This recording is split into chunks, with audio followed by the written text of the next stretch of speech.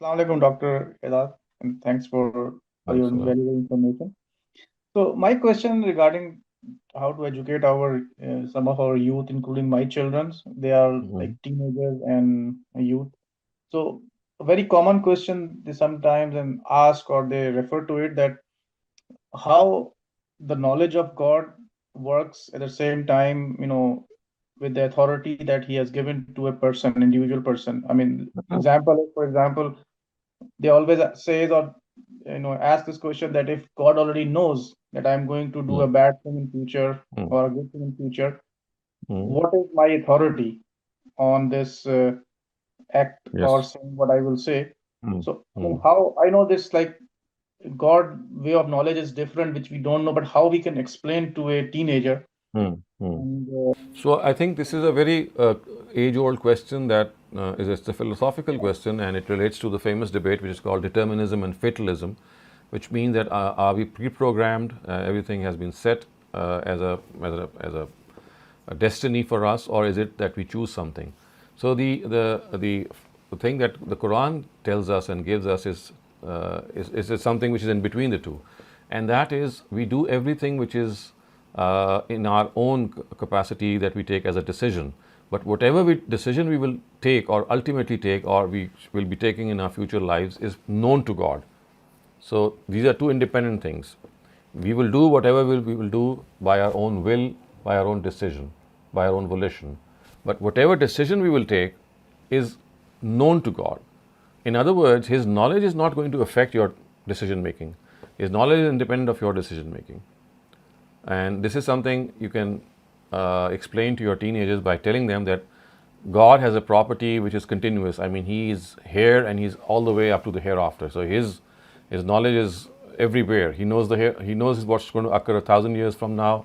He knows what occurred from the beginning of time. So if you look, if you draw a line, imaginary line from the time that people were born, right up to the time that everything will die in the form of the day of hereafter, you'll know that God has knowledge of all these things. And this is a parallel line. And there is another parallel line in which mankind is progressing and doing things by taking a decision on its own.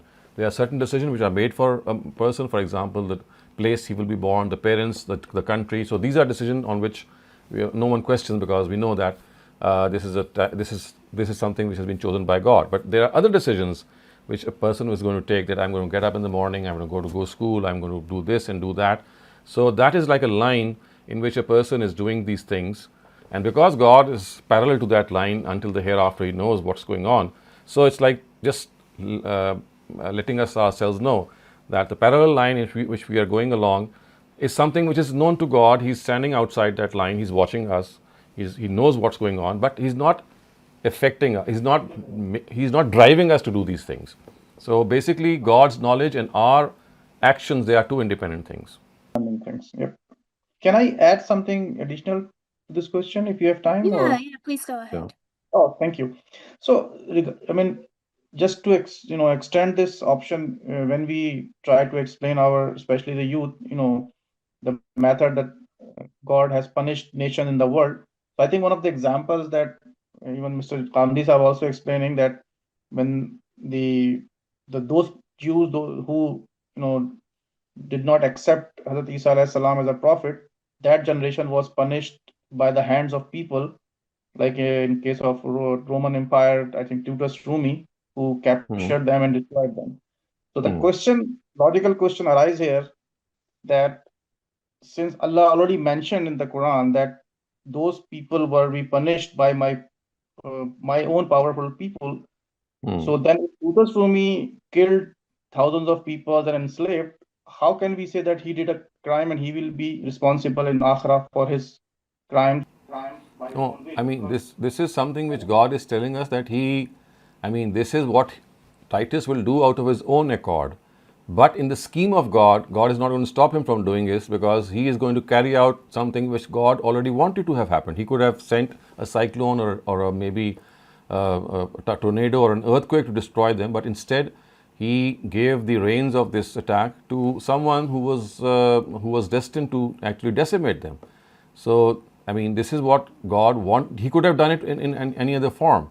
He did not interfere with this happening. So remember, Titus had his own plan to attack and dismember the temple. It is just that God did not stop him because he was fulfilling God's own mission as well. And that is why in Surah Bani Israel he's called Ibadan Lana Uli Ba'sin.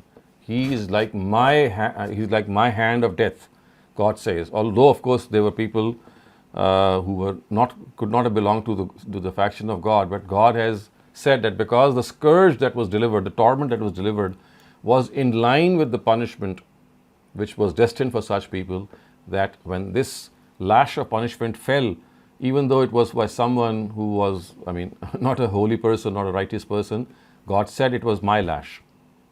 So, the point is, from our perspective, we will, acknowledge the two opposite type of thing that happened at the same time. That at the same time, we will always condemn Tutis because of his brutal action. Yes. And at the same time, we also, admitted that it was a punishment from the God for those people. Yes, of course. Yes, you see, what Titus did was on his own. He did something brutal. But that brutality is something which they asked for. So what is being said here is that this brutality would have been something that they would have faced anyway. It maybe by an earthquake or by something like a natural disaster. But instead of that natural disaster, God let it happen through the hands of yes. Okay, I got it. Okay, thank you very much. Dr. Saab, just a small question. In the incident in Surah Kahf, where Khizr kills a young boy while traveling with Moses, and later on it is discovered that he killed him because he would have grown up and brought disrepute to his parents, who were respected people. And of course, also that he would have become of the disbelievers. So, was this only to make it as a lesson for others and us? Otherwise, why would any child be allowed to grow up into being a bad person and bring disrepute to his family? No, remember that when a child is allowed to grow up and be a bad person, this is not what God has destined for him. This is what He would choose for him. So the basic, I would say, purpose and objective of God in delineating these three incidents between Moses and Khizr was to let us know that things are not what they apparently seem.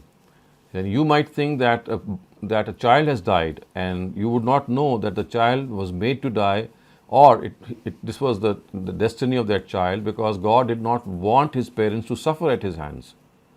So, in the apparent sense, people would think that this is a matter of great tragedy that a 4-year-old boy has lost his life. But if you look at it through the lens of God, you would see that even if something which is really very horrific has happened, you don't know that there is something hidden. It's like a blessing in disguise that might be there. So all these three incidents they are meant to give us this instruction. And I have, I do think that these three incidents, they probably occurred in a dream shown to Moses, because the way they are described, I don't think that they are real-time incidents.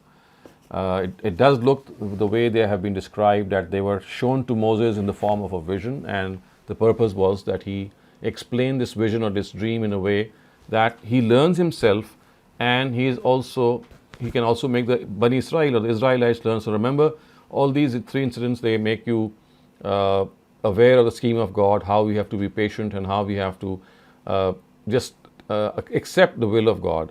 So this was something specifically also for the Israelites, because they were the ones who were so, impatient. They were always complaining and had a very specific disposition. So it was basically for them that this probably a vision was shown to Moses, and it was also for him, because we also know that Moses himself had a bit of impatience in him.